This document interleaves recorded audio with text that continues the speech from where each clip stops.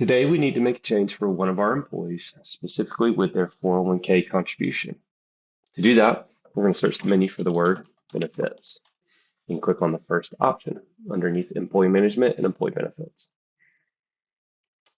And then we are going to go to the employee that needs to have the change made, Austin Australian Shepherd. And when you click into the benefit screen, you first see the benefit plans for the employee, but we want to go to the deferred comp tab on the benefits page. That's where all of the deferred comp plans are, and specifically for this company, 401k plans. This employee would like to change their 401k election from 4% to 5%. To do this, we're going to click on the pencil button underneath the actions column to edit the existing plan and simply change the 401k percentage. Click Save. And now on the next payroll, this employee will contribute 5% of their salary to the 401k.